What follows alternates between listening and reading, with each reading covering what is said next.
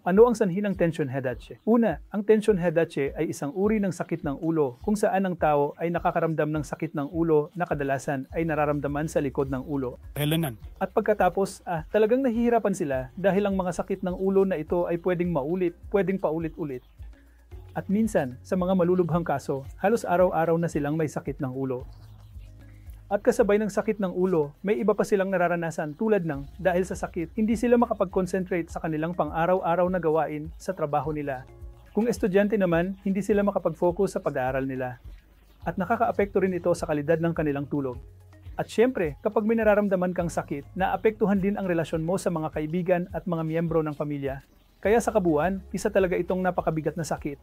Ngayon, kung titingnan natin, ano nga ba ang sanhi ng tension headache? Ang una, gaya ng sinasabi ng pangalan na tensyon, ito ay dahil sa tensyon. Kapag sinabi nating tensyon, tinutukoy natin ang mental na tensyon at physical na tensyon. Kaya una, pag-uusapan ko muna ang mental na tensyon o stress. At ngayon, alam mo, kapag nakakakita ako ng mga pasyente sa IE, bihira na may nagsasabi na, Doktor, wala akong stress, na ibig sabihin halos lahat ay may stress. Ang stress na yan ay maaaring manggaling sa trabaho, sa opisina, sa mga relasyon sa ibang tao, minsan pati sa problemang pinansyal.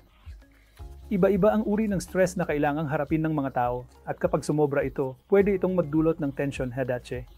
Ang pakalawa ay ang physical na tensyon. Ngayon, mahahaba na ang oras ng trabaho at kadalasan ay nakaupo lang ang mga tao, kaya matagal silang nakatitig sa laptop, tablet o cellphone at nagdudulot ito ng matinding stress at tensyon sa mga kalamnan sa batok at liig, na isa sa mga nagtitrigger.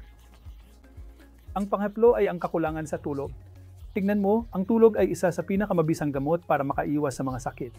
Ang kakulangan sa tulog ay magdudulot ng mas maraming sakit.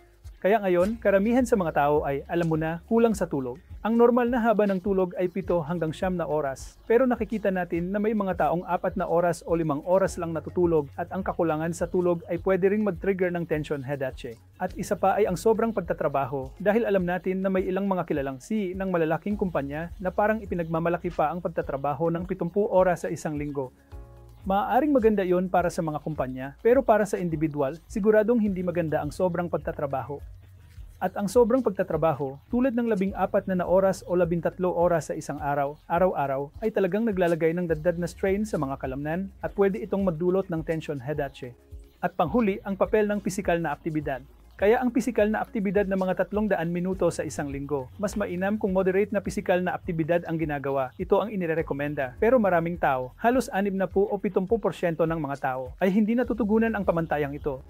Kaya ang kakulangan sa pisikal na aktibidad, maging ito man ay aerobic activity tulad ng paglalakad o stretching at muscle strengthening exercises, kung hindi ito sapat na ginagawa ng mga tao, muli, maaari itong magdulot o magpataas ng panganib ng tension headache. Kaya sa kabuuan, kung gusto nating maiwasan ang tension headache, una sa lahat ay dapat nating pamahalaan ang ating stress levels, subukang bawasan ito. Pamahalaan ng iyong workload, kaya subukang magkaroon ng makatwirang oras ng pagtatrabaho, mga 8 hanggang 9 na oras sa isang araw, na may madalas na pahinga rin. At kung nagtatrabaho ka naman sa harap ng computer ng matagal, may tinatawag na 20-20-20 rule kung saan tuwing ika-negatibo 20 minuto, dapat kang tumingin sa isang bagay na nasa 20 talampakan ang layo sa loob ng 20 segundo para mabawasan ang pressure sa iyong leeg. At meron ding tinatawag na text neck syndrome kung saan palagi kang nakayuko at nakatingin sa iyong cellphone ng matagal. Muli, maaari nitong palalain ang iyong mga sakit ng ulo at pananakit ng leeg. At panghuli, mahalaga ang papel ng pisikal na aktibidad kaya makibahagi sa regular na ehersisyo, gawin ang mga stretching exercises para sa leeg at likod at tiyak na mababawasan natin ang paglitaw ng tension headaches.